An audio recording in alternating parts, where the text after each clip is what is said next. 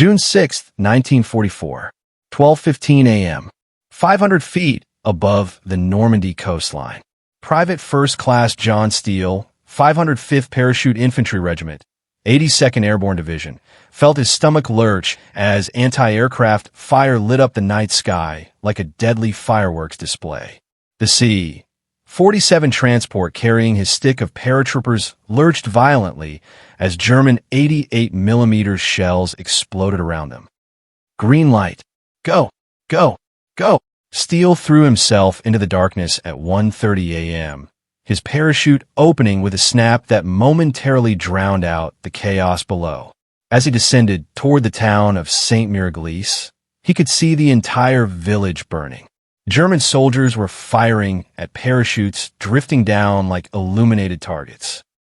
What Steele didn't know, what none of the 13,000 American paratroopers scattered across Normandy could have imagined, was that they were the vanguard of the largest amphibious invasion in human history.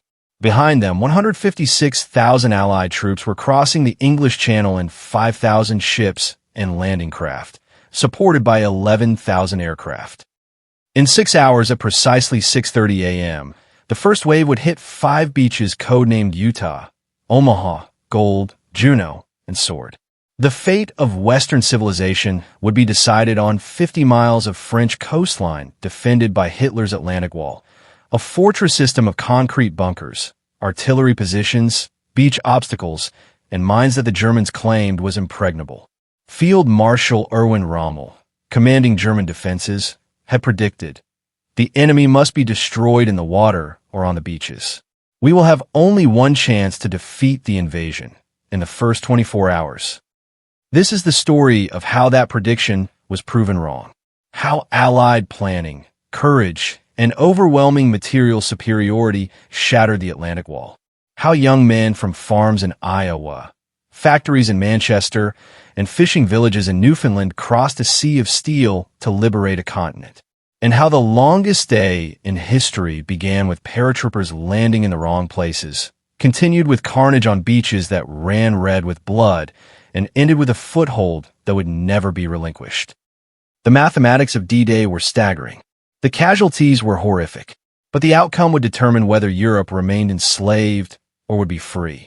At 12:15 a.m. on June 6, 1944, the clock started ticking. And for thousands of men, it would never stop. The invasion of Normandy had been in planning for over 2 years. Every detail had been calculated, war-gamed, and refined. The code name was Operation Overlord. The liberation of Western Europe would begin with Operation Neptune, the largest amphibious assault ever attempted. General Dwight D. Eisenhower, Supreme Commander of Allied Expeditionary Forces, carried the weight of the free world on his shoulders.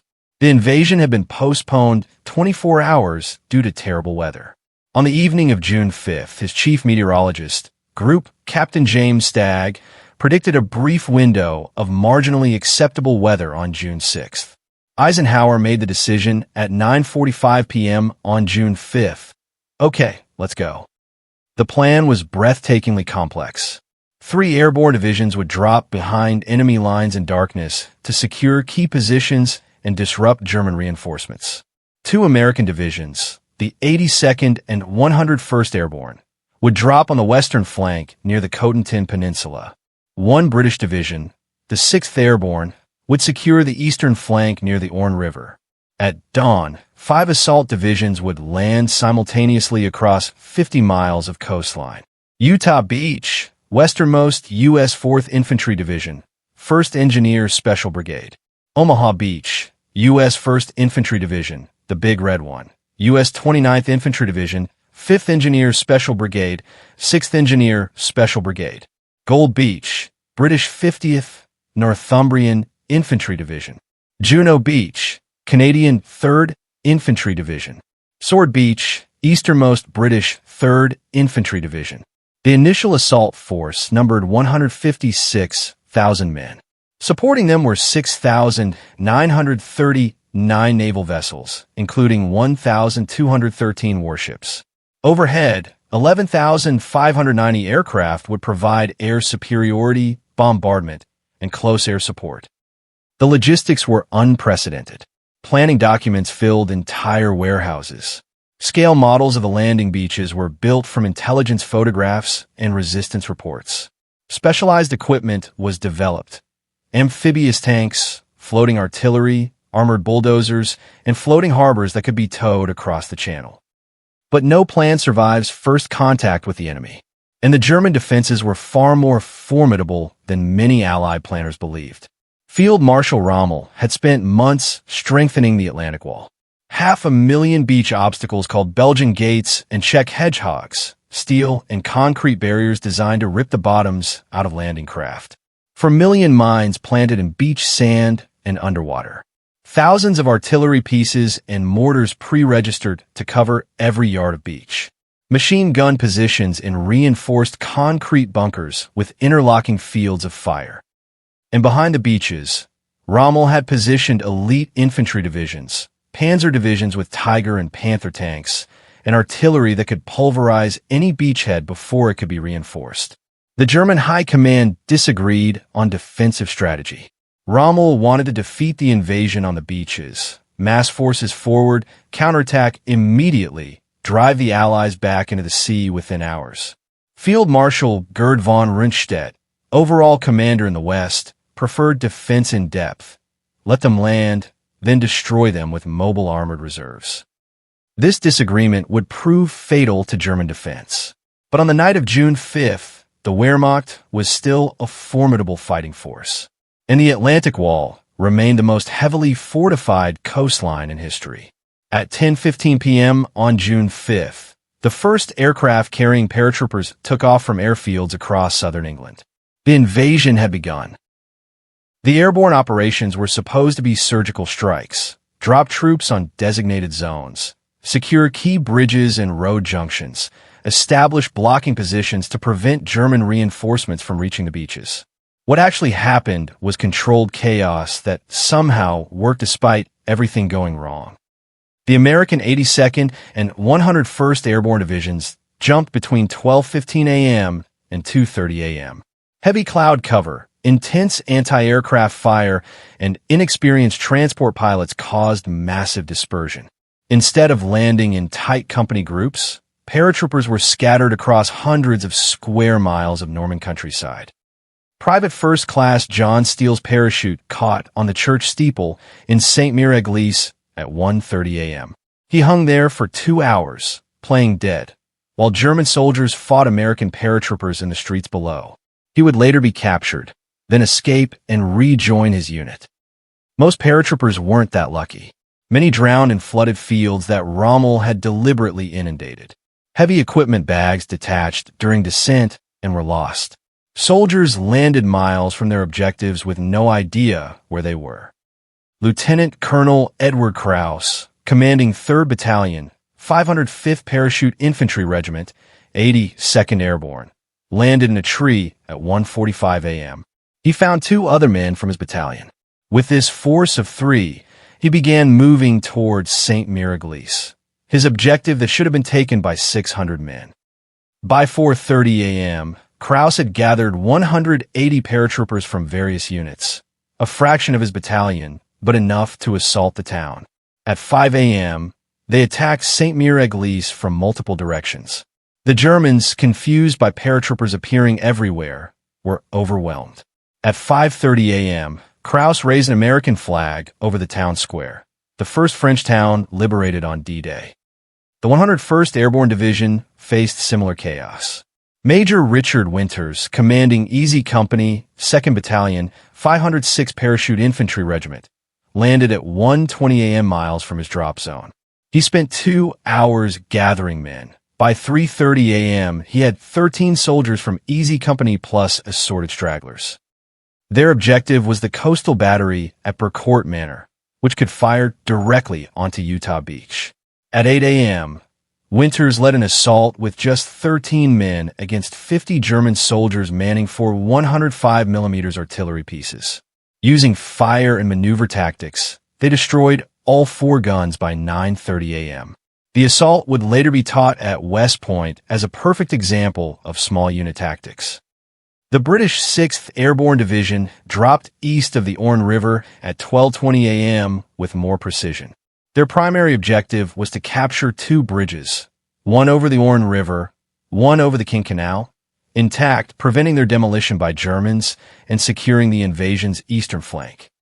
Major John Howard led a glider assault force that landed at 12:16 a.m., just minutes after midnight, within 50 yards of the King Canal Bridge. In a 6-minute firefight, they captured what would become known as Pegasus Bridge. By 12:26 a.m., the bridge was secured intact. Lieutenant Dennis Fox led the assault on the Orne River Bridge 400 yards away, secured by 12:35 a.m. Both bridges taken with fewer than 10 casualties. At 3 a.m., British paratroopers destroyed 5 bridges over the Dives River, further isolating the invasion beaches from German reinforcements.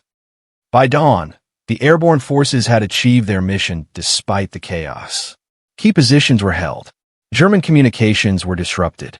Confusion reigned behind the Atlantic Wall, and thousands of scattered paratroopers were coalescing into effective fighting units that would tie down German reserves throughout the day. But the real test was about to begin. At 5:50 a.m., naval bombardment of the landing beaches commenced. At 6:30 a.m., the first wave would hit the shore. Utah Beach was the westernmost landing site, at the base of the Cotentin Peninsula. The objective was to link up with the 82nd and 101st Airborne, capture the port of Cherbourg, and secure the invasion's western flank. The assault force was the U.S. 4th Infantry Division, commanded by Major General Raymond Barton. Leading the first wave was the 8th Infantry Regiment, with the 1st Engineer Special Brigade providing combat engineers to clear obstacles. At 6:30 a.m. exactly, the first wave of 20 landing craft hit Utah Beach. Due to strong currents, they landed 2,000 yards south of their intended beach, one of the most fortunate navigational errors in military history. Brigadier General Theodore Roosevelt, Jr., Assistant Division Commander and son of President Theodore Roosevelt, was in the first wave. At 56 years old, with a heart condition and arthritis requiring a cane, he had begged for permission to land with the assault troops. His request had been approved. Roosevelt waded ashore at 6:31 a.m. and immediately recognized they were in the wrong location. German defenses here were lighter than the planned landing area. He made an instant decision that saved thousands of lives. We'll start the war from right here. Instead of trying to shift the landing to the planned beach, which would have caused chaos and exposed troops to heavier defenses, Roosevelt ordered all subsequent waves to land at this location. Engineers began clearing obstacles. Infantry pushed inland. The Germans were caught off balance. The 709th Infantry Division defending this sector was a static division with limited mobility, older soldiers, and captured foreign equipment. Under naval gunfire and air bombardment, their resistance was sporadic. Casualties in the first hour, 197 men out of 23,000 who would land on Utah Beach that day. Less than 1% casualty rate, the lowest of any D-Day beach. By 8 a.m., exits from the beach were secured. By 9 a.m., the 4th Infantry Division was pushing inland toward objectives 3 miles from shore. At 1 p.m., lead elements linked up with paratroopers from the 101st Airborne Division. Private Carl Wiest, 12th Infantry Regiment, 4th Infantry Division, described the landing. "We expected hell. We got wet. The beach was cluttered with obstacles, but Jerry wasn't putting up much of a fight. We could see the Navy pounding German positions and aircraft overhead. Felt almost routine until we got inland and the Real fighting started." The success at Utah Beach vindicated Allied planning and demonstrated what could be achieved when everything went relatively according to plan. But 15 miles east at Omaha Beach, the invasion was failing catastrophically. Omaha Beach was a 4-mile crescent of sand backed by steep bluffs up to 150 feet high. 5 heavily defended exits, narrow ravines, provided the only routes off the beach. The Germans had created a killing field with interlocking machine gun positions, mortars, and artillery that could cover every inch of beach. Intelligence had identified the German 716th Infantry Division defending Omaha, a static division of poor-quality troops. What intelligence missed? The elite 352nd Infantry Division had moved into positions behind Omaha Beach for anti-invasion exercises and stayed there. The assault force was split between two divisions, the veteran U.S. 1st Infantry Division, the big red one, landing on the eastern half, and the untested U.S. 29th Infantry Division landing on the western half. The 5th and 6th Engineer Special Brigades would clear obstacles. Everything went wrong from the start. The pre-invasion bombardment was ineffective. Heavy cloud cover caused bombers to delay their release points. Bombs landed 3 miles inland, missing beach defenses entirely. Naval gunfire, conducted from long range due to concerns about underwater obstacles, failed to suppress German positions. The sea was rough, 6-foot swells that swamped landing craft and caused massive seasickness. Many soldiers had been on their craft for over 3 hours, soaked, freezing, and vomiting. At 6:30 a.m., the first wave hit Omaha Beach. What happened in the next 10 minutes would become the most infamous moment of D-Day. Company, a 116th Infantry Regiment, 29th Infantry Division, landed directly in front of the strongest German defensive position at the Vierville Draw. As the ramp dropped on their landing craft, machine gun fire swept the interior. Men were cut down before they could exit. Those who made it into waist-deep water were shot crossing the beach. Within minutes, Company A ceased to exist as a fighting unit. 96% casualties. Company E, 16th Infantry Regiment, 1st Infantry Division, faced similar devastation. Captain Edward Wozinski, commanding, was killed on the ramp. His executive officer was killed in the water. Sergeants trying to organize survivors were cut down. Within 15 minutes, the company had 105 casualties out of 180 men. Technical Sergeant William McClintock, 16th Infantry Regiment. The ramp went down and instantly machine gun fire. The man in front of me was hit in the head. The man behind me drowned when he stepped into a shell hole. I made it to the beach, but couldn't move. Bodies everywhere. Wounded men screaming. The water was red. The sand was red. You couldn't tell where you were supposed to go because the smoke and noise and terror. By 7 a.m., Omaha Beach was a slaughterhouse. Landing craft continued arriving with follow-on waves, adding to the chaos. Demolished vehicles blocked paths. Bodies floated in the surf. Wounded men crawled toward any cover. And German machine guns continued their methodical killing. The entire invasion plan was collapsing at Omaha. No exit secured. No advance inland. Just thousands of men pinned on a beach being systematically destroyed. At 8:30 a.m., Major General Leonard Jarrow, commanding V Corps from ship offshore, considered abandoning Omaha Beach and diverting all forces to Utah or the British beaches. The situation appeared hopeless. But on the beach, individual acts of courage were changing the equation. Colonel George Taylor, commanding 16th Infantry Regiment, arrived at 8:15 a.m.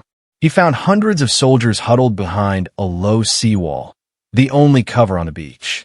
Many were paralyzed by fear and exhaustion. Taylor delivered the most famous order of D-Day.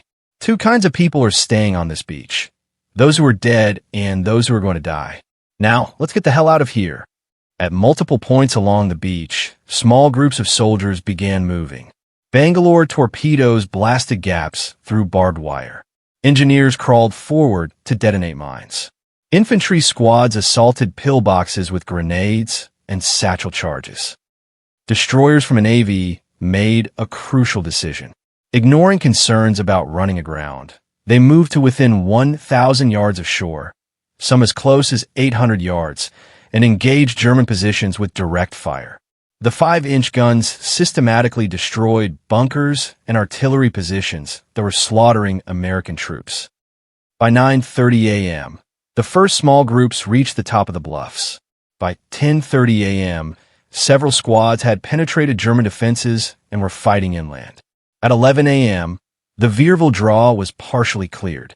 At 12 p.m., the St. Laurent Draw was opened. The breakthrough was not the result of grand tactics or overwhelming force. It was individual soldiers and small units deciding that death on the beach was certain, but death attacking the enemy at least meant dying for something. By 1 p.m., the beachhead was secure but fragile. Only 2 of 5 exits were open. The 1st Infantry Division and 29th Infantry Division were shattered, having suffered over 2,000 casualties. 34,000 men would land at Omaha that day. Compared to Utah's 197 casualties, Omaha was a catastrophe. But they held the beach, and that was enough. Gold Beach was the westernmost British landing, assigned to the 50th Northumbrian Infantry Division commanded by Major General Douglas Graham. The beach stretched from La Riviere to Lou Hamel, with the town of Arromanches as a key objective, the site for one of the artificial Mulberry harbors. The British landing was scheduled 55 minutes later than the American beaches to account for tidal differences. At 7:25 a.m., the 69th and 231st Infantry Brigades hit Gold Beach. The British brought specialized armor that would prove crucial: Hobart's funnies, Sherman tanks modified for specific tasks, swimming DD, duplex drive, tanks with flotation screens, aviaries, armored vehicle Royal Engineers, carrying fascines to bridge ditches and petards to destroy bunkers, flail tanks with rotating chains to detonate mines. The specialized armor made an immediate difference. DD tanks landed with the infantry, providing covering fire from the waterline. Flail tanks cleared paths through minefields. Aviaries demolished concrete obstacles and filled in anti-tank ditches. German resistance was fierce at Lou Hamel, where the 352nd Infantry Division had a fortified position. The 1st Battalion, Hampshire Regiment, suffered 200 casualties assaulting the strongpoint. But by 8:30 a.m., combat engineers had breached the sea wall and infantry were advancing inland. Company Sergeant Major Stanley Hollis, 6th Battalion, Green Howards, would win the only Victoria Cross awarded on D-Day for his actions at Gold Beach. At 8:45 a.m., he single-handedly assaulted 2 German pillboxes, killing the crews with grenades and submachine gun fire, allowing his company to advance. Later, at 2:30 p.m., he charged a German field gun position alone, covering his platoon's withdrawal while wounded. By 10 a.m., tanks from the 4th/7th Royal Dragoon Guards were 6 miles inland, the deepest Allied penetration on D-Day. At 1 p.m., Arromanches was captured. By 2 p.m., the 50th Division had advanced 7 miles inland and linked up with Canadian forces from Juno Beach. Casualties at Gold Beach: approximately 400 killed and wounded out of 25,000 men landed. Moderate losses that reflected good planning, specialized equipment, and British experience from previous amphibious operations.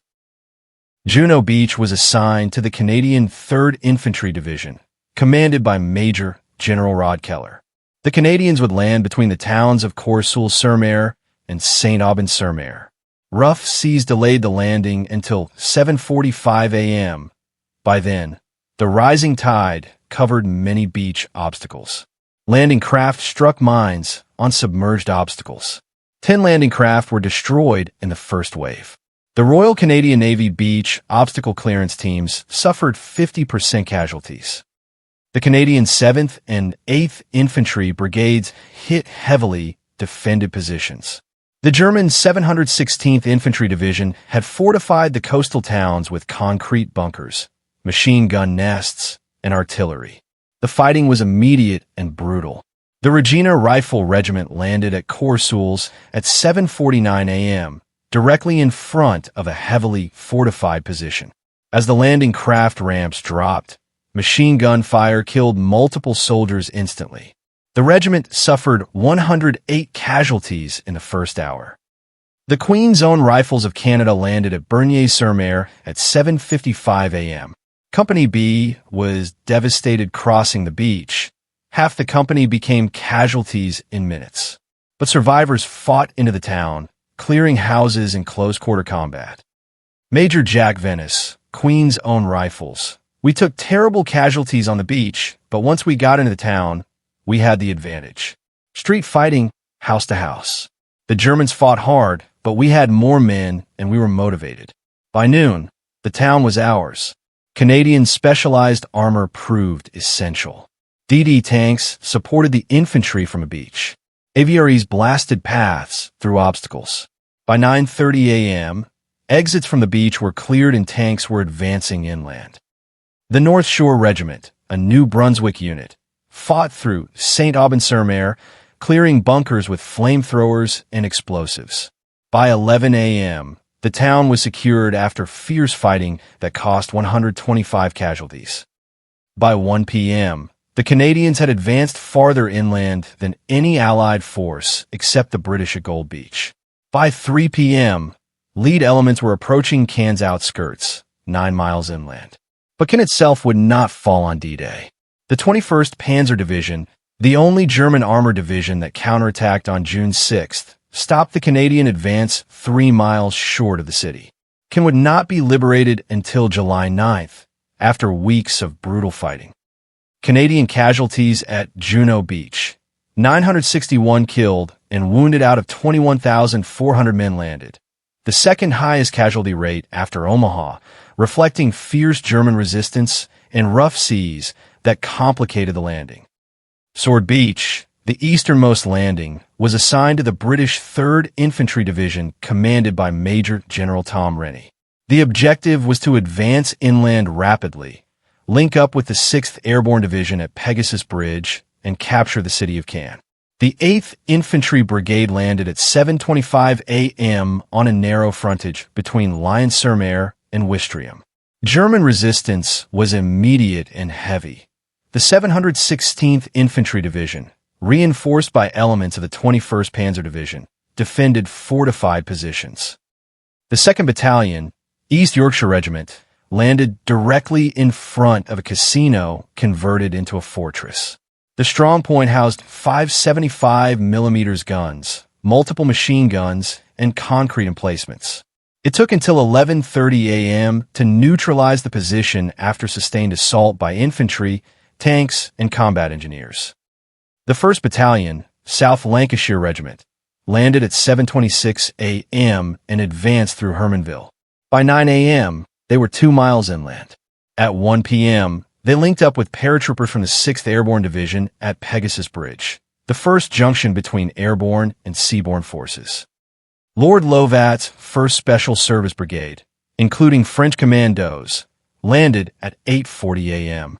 They advanced rapidly to Pegasus Bridge, arriving at 1 p.m. to the sound of bagpipes played by Lovat's personal piper, Bill Millen.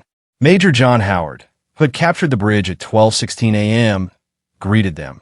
"We've been holding this bridge for you since 1:15 midnight. Took you long enough to get here, but the advance on Caen stalled."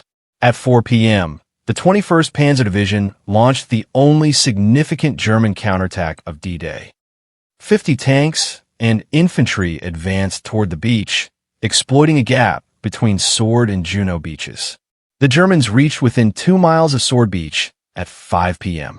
Had they continued, they might have split the British and Canadian forces. But a massive glider landing, 250 gliders carrying the 6th Air Landing Brigade, appeared overhead at 5:30 p.m. German commanders, seeing what they believed was another airborne assault, ordered a withdrawal. By nightfall, Sword Beach was secure but remained in German hands. British casualties, approximately 630 killed and wounded out of 29,000 men landed. The German reaction to D-Day was plagued by confusion, communication failures, and command structure problems that would prove fatal. At 1:30 a.m., when reports of airborne landings began arriving, many German commanders dismissed them as diversionary raids. Field Marshal von Rundstedt, overall commander, believed the real invasion would come at Pas de Calais, the shortest route across the Channel. He held back panzer reserves, waiting for the real invasion. Rommel was not even in France. He had traveled to Germany for his wife's birthday on June 5th, confident the weather was too poor for invasion. He learned of the landings at 10 a.m. on June 6th and immediately began the journey back, but wouldn't reach his headquarters until late evening. Hitler was asleep. His staff refused to wake him with reports of the landings. When he finally awoke at 10 a.m. and was briefed, he believed it was a diversion and refused to release panzer reserves. The 12th SS Panzer Division and Panzerlehr Division, elite armored units that could have devastated the beachheads, sat idle 100 miles from the coast until late afternoon. General Edgar Feuchtinger, commanding the 21st Panzer Division, was the only German armor commander who acted decisively. But his division was positioned to defend against paratroopers, not the beach landings. By the time he redirected his forces towards Sword Beach, it was already 4 p.m., 9.5 hours after the first landings. German naval response was almost non-existent. The Kriegsmarine had virtually no surface vessels in the area. U-boats attempted attacks, but were driven off by overwhelming Allied air and naval superiority. The Luftwaffe response was pathetic. Only 319 sorties were flown by German aircraft on D-Day compared to 14,674 Allied sorties. The skies belonged entirely to the Allies. By nightfall on June 6th, the Germans had lost their only opportunity to defeat the invasion. The Atlantic Wall had been breached. Allied forces were consolidating, and reinforcements were pouring across the Channel. At 11:59 p.m. on June 6, 1944, the longest day ended. 156,000 Allied troops were ashore across 5 beaches. Casualties totaled approximately 10,000 killed, wounded, and missing. 4,414 confirmed dead. A horrific number, but far below the 30,000 to 50,000 casualties some planners had predicted. Utah Beach, 197 casualties, objectives exceeded, link-up with Airborne achieved. Omaha Beach, approximately 2,400 casualties, tenuous beachhead established, 2 exits opened. Gold Beach, approximately 400 casualties, objectives achieved, 7 miles inland. Juneau Beach, 961 casualties, 6 miles inland, approaching Cannes. Sword Beach, approximately 630 casualties, link-up with Airborne achieved, cannot captured. Airborne forces, approximately 2,500 casualties, objectives largely achieved despite massive dispersion. The beachhead was nowhere near as deep as planned. Cannes, scheduled to be captured on D-Day, remained in German hands.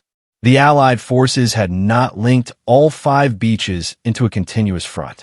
Some units were barely a mile inland, but they held the beaches, and that was the crucial factor. Private First Class John Steele, who had hung from the church steeple in St. Miraglise for 2 hours at 1:30 a.m., rejoined his unit by nightfall. He would fight through France, Holland, and into Germany. Brigadier General Theodore Roosevelt, Jr., who led the 4th Infantry Division ashore at Utah Beach at 6:31 a.m., would die of a heart attack on July 12th. He would be awarded the Medal of Honor posthumously for his actions on D-Day. Technical Sergeant William McClintock, who survived the massacre at Omaha Beach, wrote in his diary that night, "I don't know how I'm alive. Men all around me died. Better men than me. I keep asking why I survived and they didn't. No answer. Just grateful to see tomorrow." In his headquarters, General Eisenhower learned that the invasion had succeeded. The pre-written statement he had prepared, taking full responsibility if the invasion failed, remained in his pocket. He wouldn't need it. In Germany, Hitler raged at his generals for not responding faster. But the damage was done. The Western Allies had breached Fortress Europe. From this beachhead, they would liberate France, Belgium, and Holland, cross the Rhine, and meet Soviet forces in the heart of Germany 11 months later. Field Marshal Rommel, arriving back at his headquarters at 9:30 p.m., assessed the situation and made a grim prediction. The war is lost. We can delay the end, but we cannot prevent it now. He was right. 79 years later, the beaches of Normandy remain hallowed ground. The American cemetery at Colleville-sur-Mer overlooks Omaha Beach.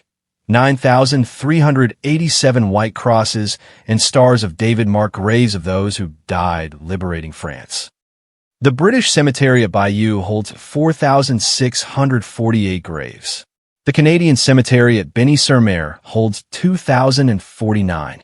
The German cemetery at Lockham holds 21,222. The dead of D-Day came from dozens of nations, American, British, Canadian, French, Polish, Norwegian, Czech, Dutch, Belgian, and others who fought under Allied flags. The artificial mulberry harbors that allowed sustained logistics. One at Omaha Beach, destroyed by a storm June 19th. One at Gold Beach, operated until November, revolutionized amphibious warfare logistics. Their remnants are still visible at Arromanches. Pegasus Bridge, captured at 12:16 a.m. by Major John Howard's glider force, has been preserved as a memorial. The original bridge was replaced in 1994, but the wartime bridge stands beside it as a monument. St. Mire-Église, where John Steele hung from the church steeple, maintains a dummy parachutist on the church tower as a permanent memorial. The town was the first French municipality liberated on D-Day, and its residents remember with ceremonies every June 6th. The Atlantic Wall itself, the supposedly impregnable fortress, crumbled in a day. Its concrete bunkers remain, slowly being reclaimed by sand and vegetation. They stand as monuments to the futility of static defense against determined attackers with overwhelming resources. Veterans who return to Normandy describe overwhelming emotions. Many break down on the beaches, remembering friends who died there. The sand is no longer stained red. The obstacles are long gone, but the memories remain. Private Carl Wiest, who landed at Utah Beach, returned for the 50th anniversary in 1994. I walked that beach again, and I could see them. All the boys who didn't make it home. Still young. Still brave. Still there. I'm an old man now, but they're forever 19, 20, 22 years old. I carry them with me every day. The strategic debate continues among historians. Was D-Day necessary? Could the Soviet Union have defeated Germany alone? Would a landing at Pas-de-Calais have been easier? Could it have been taken on D-Day if different tactics were used? But these debates miss the fundamental truth. On June 6, 1944, young men from democracies crossed the sea to fight tyranny. They knew many would die. They went anyway, not for glory or conquest, but to liberate people they had never met in countries they had never seen. General Eisenhower wrote in his memoir, "Every man in that invasion fleet knew that someone would die on that beach. Every man also knew that the cause was just and the mission essential."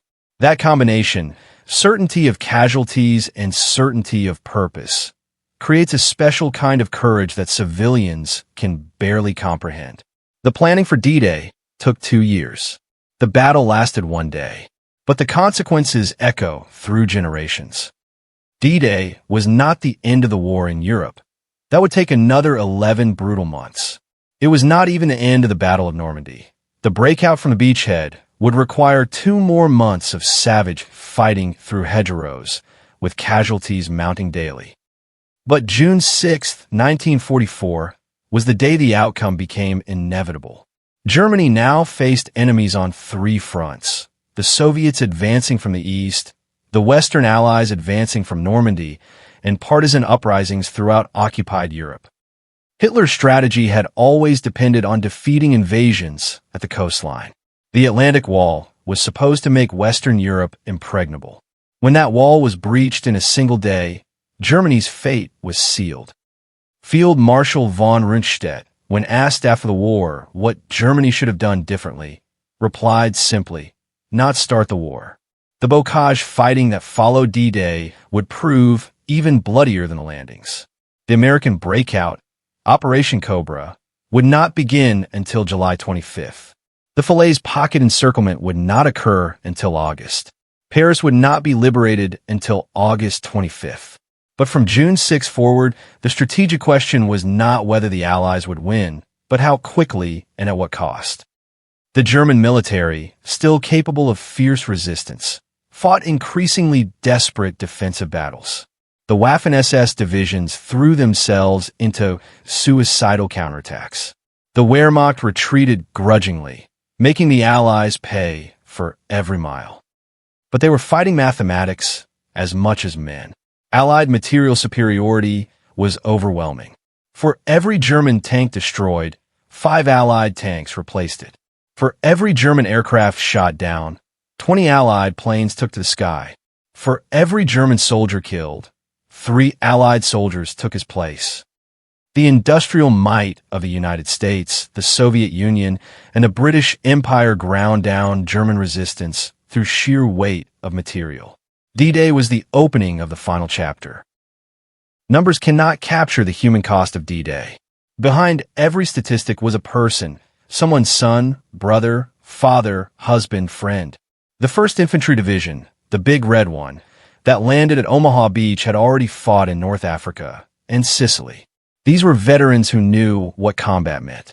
Many died on a beach in France after surviving battles across the Mediterranean. The 29th Infantry Division landing beside them was largely untested. These were National Guard soldiers from Virginia, Maryland, and Pennsylvania. For many, Omaha Beach was their first and last combat experience. The Canadian 3rd Infantry Division at Juno Beach included French-Canadian units who were liberating the ancestral homeland many of their grandparents had left. The Regina Rifle Regiment was from Saskatchewan. The Queen's Own Rifles were from Toronto. They came from peaceful farming communities and industrial cities to fight on a foreign shore. The British 50th Northumbrian Infantry Division at Gold Beach had fought in France in 1940, been evacuated from Dunkirk, fought across North Africa, and landed in Sicily. D-Day was their 4th amphibious assault. They were exhausted veterans who knew the cost of every objective. The paratroopers who jumped in darkness, American, British, Canadian, were volunteers who had trained for years for this mission. Many died before they hit the ground, shot while hanging helplessly in parachutes. Others drowned in flooded fields, weighted down by equipment. Some fought for hours surrounded by enemies, not knowing if anyone else had survived. The Navy crews who manned landing craft made repeated trips into machine gun fire to deliver wave after wave of troops. Coxswains steered their craft toward beaches they knew were death traps. Many landing craft were hit, exploded, sank, but others kept coming. The air crews who flew through flak to drop paratroopers, tow gliders, bomb defenses, and strafe German positions faced anti-aircraft fire that shot down hundreds of aircraft. Entire bomber crews died to destroy a single German bunker. And the engineers, combat engineers, naval engineers, demolition experts, who cleared beach obstacles under fire, demolished mines while being shot at, and built the infrastructure that allowed the invasion to succeed. They had the most dangerous jobs and suffered proportionally higher casualties than infantry. 2nd Lieutenant John Spaulding, 16th Infantry Regiment, 1st Infantry Division, led a platoon off Omaha Beach at 7:15 a.m. By 9 a.m., he had cleared 3 German defensive positions, captured 21 prisoners, and advanced 1,000 yards inland with just 12 survivors from his original 32-man platoon. When asked after the war how he did it, Spaulding replied, "I don't know. We just kept moving. You couldn't think about the men falling around you or you'd freeze. You focused on the next objective, the next bunker, the next moment.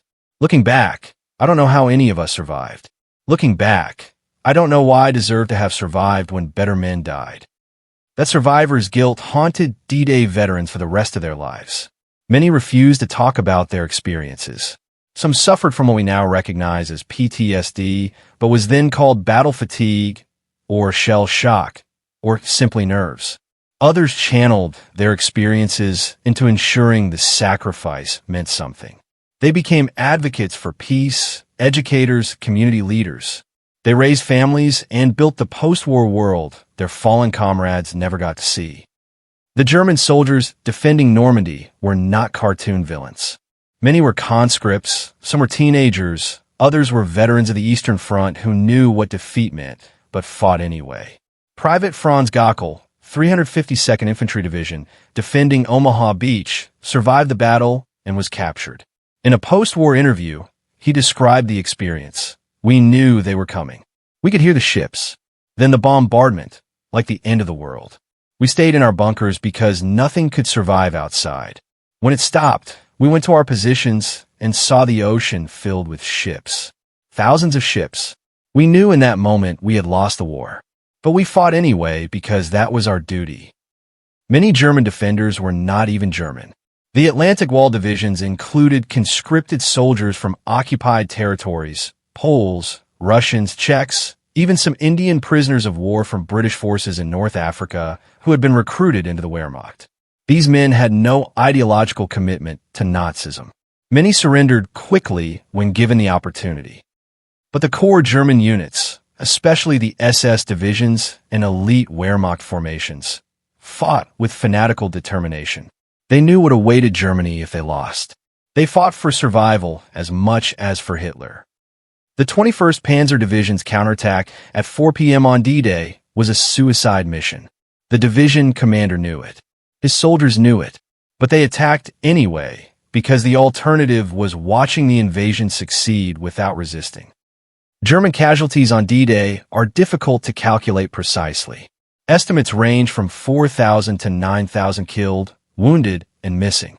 Many positions were obliterated by naval gunfire or aerial bombardment, leaving no survivors to count.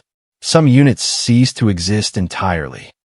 The 716th Infantry Division, defending Gold, Juno, and Sword Beaches, was effectively destroyed on June 6th. The 352nd Infantry Division at Omaha Beach suffered over 20% casualties in a single day, losses that would normally render a division combat ineffective. But the Germans would continue fighting for another 11 months. The Battle of Normandy would continue until August 21st. The defense of France cost Germany approximately 450,000 casualties. Yet the Wehrmacht kept fighting, kept retreating, kept inflicting casualties on advancing Allied forces. The question that haunted German veterans was not whether they could have won, but whether their sacrifice had any meaning. They fought for a regime that had committed unspeakable atrocities. Many German soldiers claimed they didn't know about the Holocaust. Many genuinely didn't. But by 1944, the nature of Nazi Germany was becoming clear even to ordinary soldiers. Some German D-Day veterans expressed relief at being captured by Western allies rather than sent to the Eastern Front. Others felt betrayed by a leadership that had promised victory but delivered catastrophe. A few remained committed Nazis until death. But most were simply exhausted young men who had seen too much combat, lost too many friends, and wanted the war to end. D-Day made that ending inevitable. The lodgment secured on June 6th was just the beginning. On June 7th, the 5 beaches were still not connected into a continuous front. German resistance stiffened as reinforcements arrived. The battle for Normandy was entering its most difficult phase. At Omaha Beach, burial details were still recovering bodies from surf. Engineers were still clearing obstacles and mines. Medical facilities were overwhelmed with wounded. But supplies and reinforcements were flowing ashore. 35,000 men on June 7th alone. At Utah Beach, the 4th Infantry Division continued advancing up the Cotentin Peninsula toward Cherbourg. The 82nd and 101st Airborne Divisions were consolidating their positions, still fighting scattered German units. At Gold, Juno, and Sword Beaches, British and Canadian forces pushed inland, but were stopped short of Cannes by determined German resistance. The 21st Panzer Division, reinforced by elements of the 12th SS Panzer Division, created a defensive line that would hold for weeks. The village of Carpequot, with its airfield, became a killing ground. The 12th SS Panzer Division, young fanatics of the Hitler Youth, fought with suicidal determination. Canadian soldiers reported finding dead 15 and 16-year-old German soldiers who had fought to the death. The bocage terrain, small fields surrounded by thick hedgerows on earthen mounds, was perfect for defense. German machine gunners could cover every field. Advancing through bocage meant crossing open ground under fire, then fighting for the next hedgerow, repeating the process hundreds of times. American casualties in the weeks after D-Day sometimes exceeded D-Day losses. The 90th Infantry Division, landing at Utah Beach on June 10th, suffered 150% casualties by the end of June. Losses exceeded the division's total strength through constant reinforcements of replacements. The stalemate would last until late July, when Operation Cobra, the American breakout, finally shattered German defenses. But those 7 weeks cost thousands of lives for minimal territorial gain. Cannes, scheduled to fall on D-Day, was not liberated until July 9th, and then only after being reduced to rubble by bombing. The population that was supposed to be liberated suffered enormously from Allied bombardment. Cherbourg fell on June 26th, but the Germans had demolished the port so thoroughly that it wasn't operational until August. St. Lo fell on July 18th after being 95% destroyed. Falaise was obliterated in August during the encirclement battle. Liberation came at tremendous cost to French civilians. Approximately 20,000 French civilians died during the Battle of Normandy, casualties from bombing, artillery, and being caught in combat. Many French towns were completely destroyed. The moral complexity of this, destroying French towns to liberate France, haunted Allied commanders. But the alternative was leaving France under Nazi occupation indefinitely. There were no good choices, only terrible ones and worse ones. On the evening of June 5th, before the invasion launched, General Eisenhower visited paratroopers of the 101st Airborne Division at their airfield. He spoke with the men who would jump in darkness in just a few hours. Many would be dead by dawn. A photographer captured Eisenhower speaking with Lieutenant Wallace Strobel and other paratroopers. The strain on Eisenhower's face is visible. He knew he was sending men to their deaths. But he also knew the invasion was necessary. After the troops departed, Eisenhower wrote a message, taking full responsibility if the invasion failed.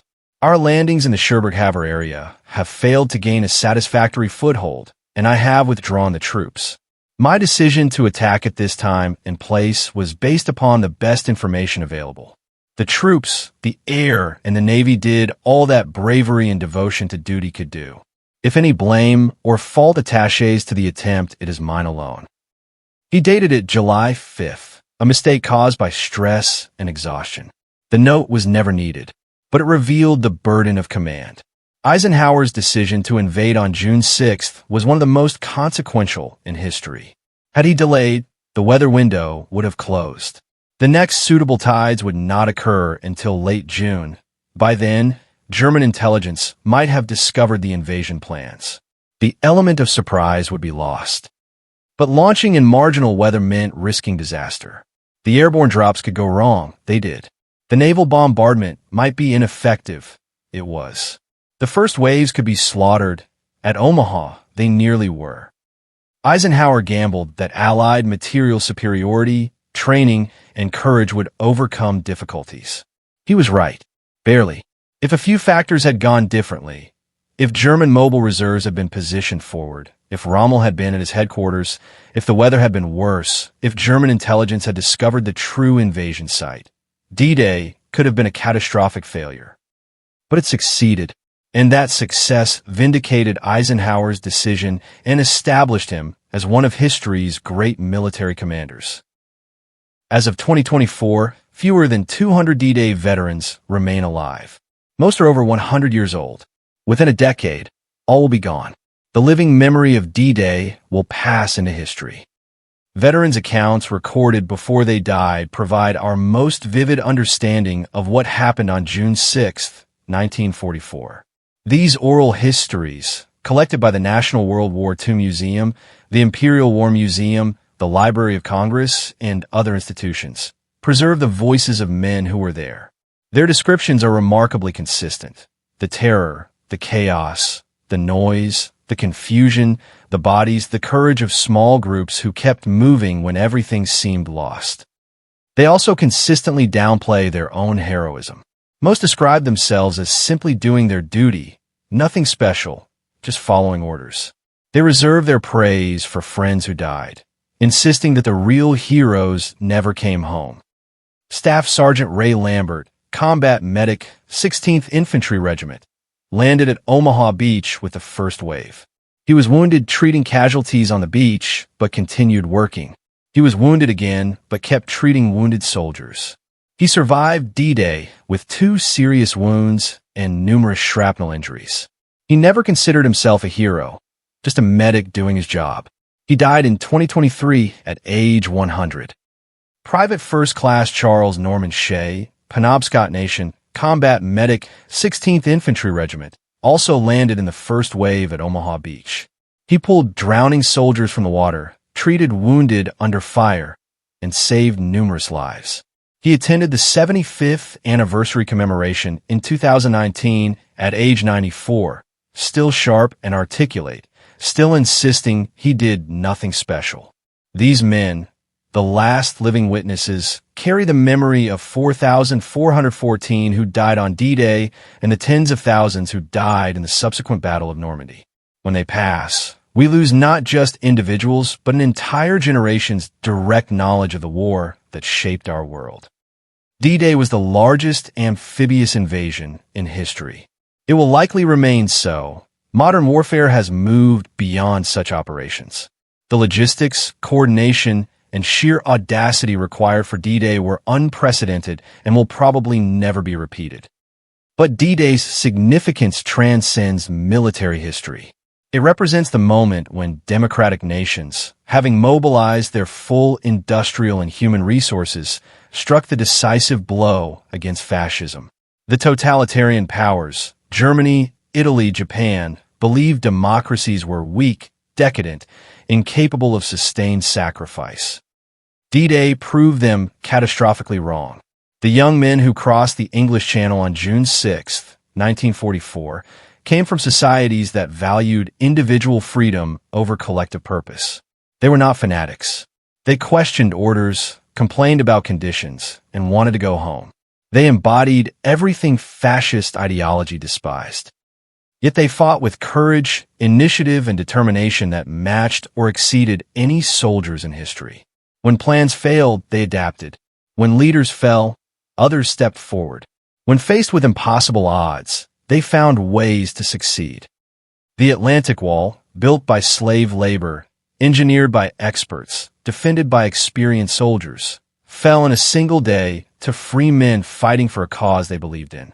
That is the ultimate lesson of D-Day. Not the tactics or technology or logistics, though those are fascinating, but the fundamental truth that free societies, when threatened, can mobilize power that totalitarian regimes cannot match. The cost was terrible. 4,414 Allied soldiers dead on June 6 alone. Over 425,000 Allied casualties in the entire Battle of Normandy. Approximately 20,000 French civilians killed. Perhaps 500,000 German casualties. But the alternative, a Europe permanently under Nazi control, was unthinkable. The Holocaust was still ongoing on D-Day. Concentration camps were still operating. Millions more would have died if the war had continued longer or if Germany had somehow survived. D-Day did not end the war, but it made the end inevitable. From June 6 forward, Germany faced insurmountable odds. The only question was how long the agony would continue. On May 7, 1945, 11 months after D-Day, Germany surrendered unconditionally. The Nazi regime was destroyed. Europe was liberated. The Holocaust ended. The war in Europe was over. That liberation began on the beaches of Normandy. It was purchased with blood and courage by young men who believed that freedom was worth dying for. Admiral Nimitz's epitaph for Iwo Jima applies equally to D-Day. Uncommon valor was a common virtue. On June 6, 1944, thousands of ordinary young men did extraordinary things. They waded through machine gun fire. They climbed cliffs under fire. They cleared bunkers with grenades and bayonets. They kept advancing when every instinct screamed to take cover. And they won. The beaches of Normandy remain. The bunkers still stand. The cemeteries preserve the memory of those who fell. But the cause they fought for, freedom, democracy, human dignity, must be defended by every generation. D-Day reminds us that freedom is not free.